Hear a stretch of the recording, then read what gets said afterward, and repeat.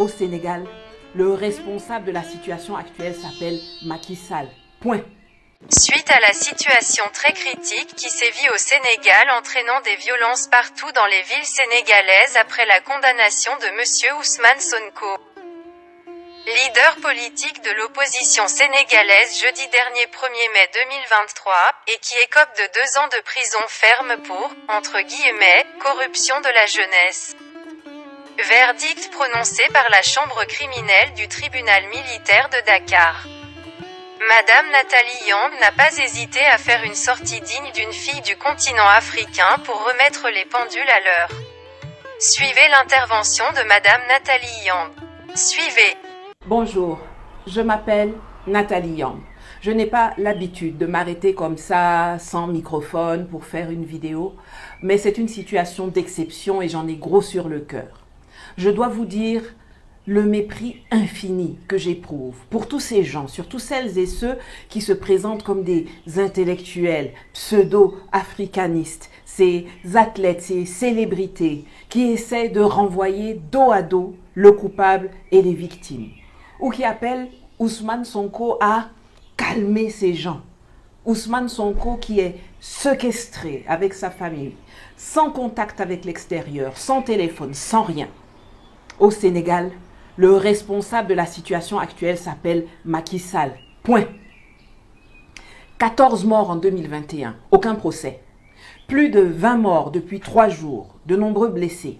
Mutisme au sommet de l'État. Mutisme chez les chefs d'État voisins africains. Mutisme de la communauté dite internationale.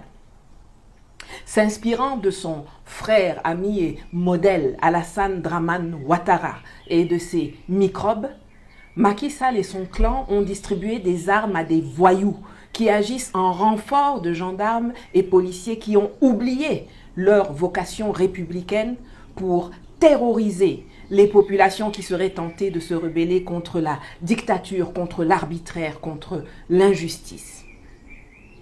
Ils utilisent des enfants comme boucliers humains. Ils explosent les têtes, les poitrines, les ventres et les jambes de jeunes en leur tirant dessus à balles réelles. Ils arrêtent, torturent et affament des gens qui se défendent contre leur violence. Ils coupent l'accès à Internet et aux réseaux sociaux. Et aujourd'hui, ils font sortir l'armée, qui, je l'espère, se rangera aux côtés du peuple souverain. Je m'incline devant les victimes de la barbarie de ce régime sanguinaire. Et j'adresse mon soutien plein et entier à ceux et celles qui, avec courage et détermination, osent se battre pour sauver non pas Ousmane Sonko, mais pour sauver la démocratie sénégalaise prise en otage par un groupe de personnes malveillantes et criminelles. Leur sacrifice ne doit pas être vain. Au bout de la lutte, la victoire, avec tout mon amour et mon admiration. Pourquoi Monsieur Ousmane Sonko étant persécuté? Pourtant il dit que ce qu'il y a lieu de dire pour la libération, la paix et la prospérité de son pays et de l'Afrique. Suivez. Dans tous les continents, les gens ont compris, sauf sur le continent africain. Cela ne peut pas continuer. Ce 21e siècle doit être africain, je l'ai dit et redit. Mais ça suppose que nous soyons à la hauteur des enjeux. Mais ça suppose aussi que nous ouvrions les yeux et que nous soyons prêts pour une longue et difficile bataille.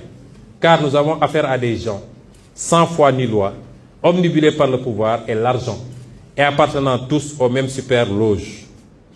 Je demande aux militants, aux militantes, aux sympathisants et à tous les Sénégalais, ne vous laissez pas divertir par leur stratégie de diversion et concentrez-vous sur les vraies batailles. Nous n'avons rien à faire dans les visites de Macky Sall, laissez-le parader si ça le rassure.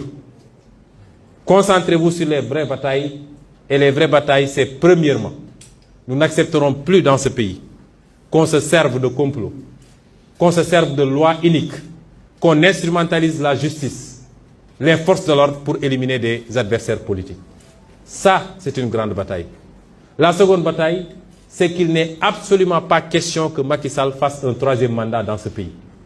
Je veux que tous nous concentrions nos efforts, nos priorités à ces combats-là, parce qu'ils vont allumer des contre-feux tous les jours. Ils vont lever de faux lièvres tous les jours pour qu'on disperse nos forces à discuter du sexe des anges.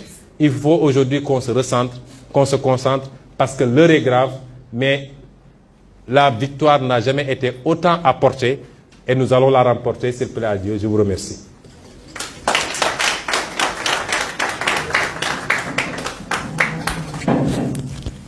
Le 19 juin 2011, le président Macky Sall publiait sur sa page Facebook ceci. Je cite. La confrontation avec le pouvoir est inévitable et l'armée devra prendre ses responsabilités aux côtés du peuple. Fin de citation. Mesdames et messieurs, merci de nous avoir suivis.